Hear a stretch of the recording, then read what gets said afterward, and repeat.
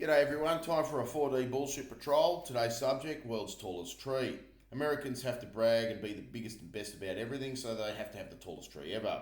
And in 2006, when Photoshop became pretty bloody good, naturalists discovered this tree out in the middle of whoop that no one knows about despite sticking out like dog's balls. Now this tree is not possible because if these trees don't grow up in a generation of similar height trees, they're exposed to the elements, storm, wind, etc. Now this is a softwood tree too, by the way. It's not even a hardwood tree. Now lightning would hit that, kill it instantly. It's just sticking up there like a freaking lightning rod on top of a building, right? It's not possible. And why was it discovered in 2006 when clearly at some point in the 80s or 90s this area was logged and no one bothered to report this world's tallest tree? Let's have a look at the wiki on this. Oh, what's this? You can't go and take a photo of it. No tourist attraction. What's this? Face a $5,000 fine, 6 months jail. And the reason for that is because it doesn't exist. People would show up and go, "Where's the fucking tree? It doesn't exist. It's photoshopped, right?" Okay, it's just American braggism. Now, it's supposedly 115.55 metres. Or is it 116? Who knows? But the idea is it has to beat the world's tallest tree, which wasn't even the world's tallest tree. This is Thorpedale, Victoria, down the road from where I live. Let's pull out here. Here's an example of some forest. We'll pull out of there. And we'll go and find it. It's somewhere down here in Gippsland, in Thorpedale area. Somewhere here in the Strzelecki Ranges, Thorpedale. Find it on the map. And that's just southeast of Melbourne. And we have nothing left because we are environmental butchers here in Australia. This tree was felled in 1884 to measure it. And the only reason why it became the world's tallest tree is because the Guinness Book of World Record accepted the measurement because it was measured by a government surveyor, whereas 400-foot trees were readily recorded in the history of Australia. Let's show you one here called the Ada tree. Where is the picture? That's the car park, the little bridge getting to it. Here is the Ada tree. It stands at 76 metres tall, whereas at one point experts believe it was 400 feet. Classic example of a 400-footer. Now, why isn't this 400 foot now? Because it's in decline. It's obviously lost its top. In fact, I can't zoom in on this bloody picture. You can even see the smaller trees in the background have lost their top. Why? Because they're exposed to the elements. High winds come. These are hardwood trees too, so they're stronger. That's why they can probably reach these heights more readily than the softwood.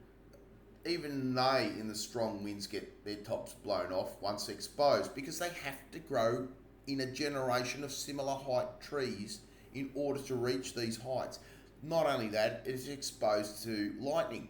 It's lost its top. It's basically a 76 metre tall frickin' tree stump, where it was once 120 metres tall beforehand. Now that's why it's growing.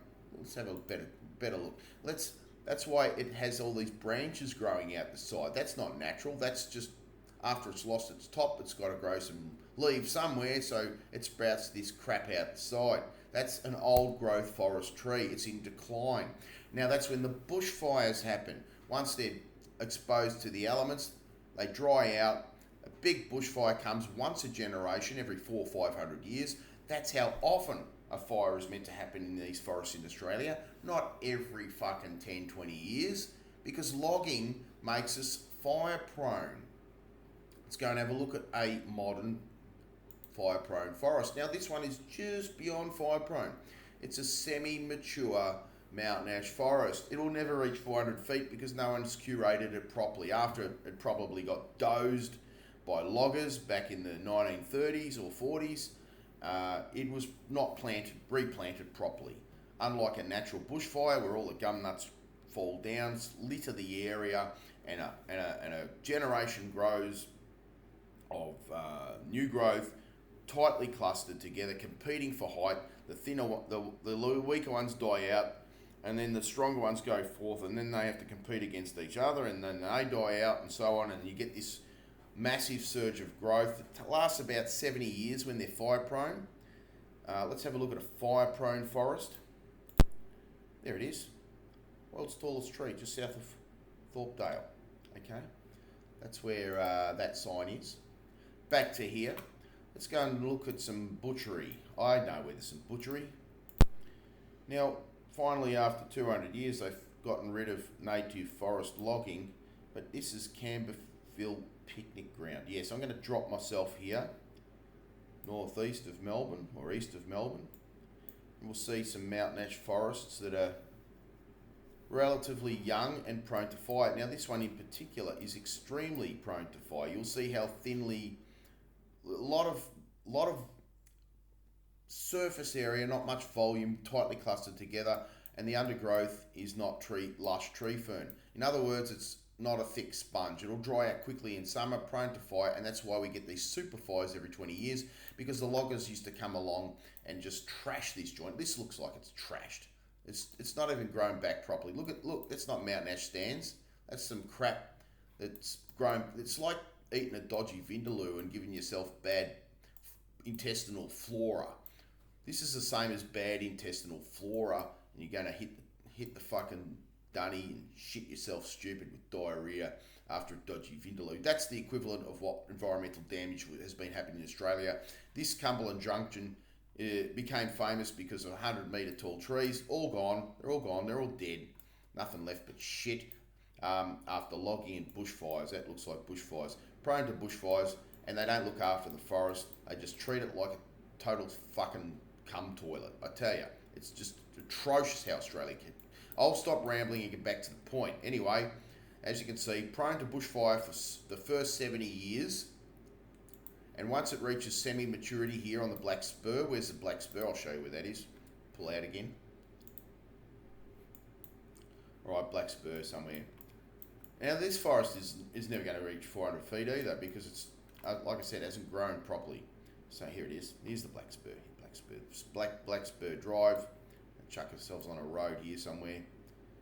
This one gets a little bit better treatment because it's in a water catchment area. Anyway, wait for that to come through. And there it is. That's not right. They're not mature enough to start sprouting branches out the side there like that. They should be more tightly clustered together, reaching for the skies. But as you can see, they're pretty much literally a billiard cue. You know how you have the tan handle and then the lighter coloured shaft. Basically, these trees grow like billiard cues to 400 feet, and then they, after the 70-year period and reaching approximately 40 metres in height, they start to go into semi-maturity, and then you get this tree fern gully, undergrowth underneath, and you get, let's have a look at the Ada tree. There's some remnant Myrtle Beach there beside it. There it is, all this lush undergrowth trees, lily-pilly. It's immune to fire after it goes through its juvenile phase that logging kept our forests in, causing all these bushfires, and it's immune for the next couple of 100 years, if not more, 300-400 years before it goes into old growth phase, burns down and starts the cycle again. So that's what we should have in Australia. And as you can see, exposed tops get blown off. This tree is total bullshit. It's not in the Guinness Book of World Records. It's just American wank factor. So even then, at 116 metres tall, it would not be the tallest tree ever lived. They were 400 feet in Australia. Here we go. We've got some experts on this Ada tree saying that they estimated it to be 400 feet or 120 metres. And they even quote the Hyperion Tree, which is, they're getting fooled by that bullshit too. That's on this page here, talking about the Ada tree. Was 120 metres, so there you go. That there, they should be collecting the genetic material from these gum nuts and replanting a forest somewhere. Now that they've banned native forest logging in Australia, which is really good, 200 years too late. All we did was chip it, send it to Japan, who made all the profit by value adding, and then we brought it back as Xerox photocopy paper and just printed crap on it from work. When we have computers, we don't need paper anyway. So that's what happened to these trees over the last 30 years or so. Well, and before, over the last 200 years, what I'm talking about. The last of the real big trees disappeared, believe it or not, in the 1970s and 80s. They were pushing 100 metres out at Errinundra Plateau. Let's have a look here. Let's pull out of the Black Spur now, shall we? That's the best we got now, Black Spur. It's not going to be a forest that reaches 500 metres. So somewhere up here in the Errinundra National Park, that used to have 96 metre trees pushing 100 metres. They logged them back then, all gone. And now they turned it into a national park after they logged it. What's the point, you dickheads? Down here in the Otways, my dad used to travel there in the 70s as a car assessor. He used to drive through some forest here. All gone, massive 100 metre trees, all got logged to shit. Now that they're all gone and they have no trees and forests to log anymore, they blame greenies for banning logging. No, you cut them all down, you fuckwits. You sent it to Japan and then you went broke. Down here in Tasmania, there's a tree still here. I saw one in the 1990s. Some rangers went and did a burn off. Why are you doing a fucking burn off in a mountain national forest, you fuckwit? Trying to get rid of undergrowth. And they killed it. It was 90, 70 metres tall. Useless dickheads. Bush National Park rangers are only there for propaganda. They're just pretending to virtue signal about the environment while shenanigans happen behind the scenes. There's something here in the Florence Valley that's supposedly 97 metres. Go look it up. Tasmania had some big 400 foot forests too. Here's the Tarkine forest, probably not a 400 foot forest, more of a 90 to 100 metre forest, too wet, believe it or not. Possibly for it, I don't know. I went there and I saw some areas called Lake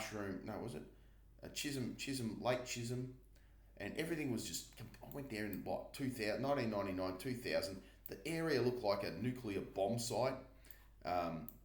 Everything was devastated, 360 degrees, nothing but dozed fucking forest, all dead.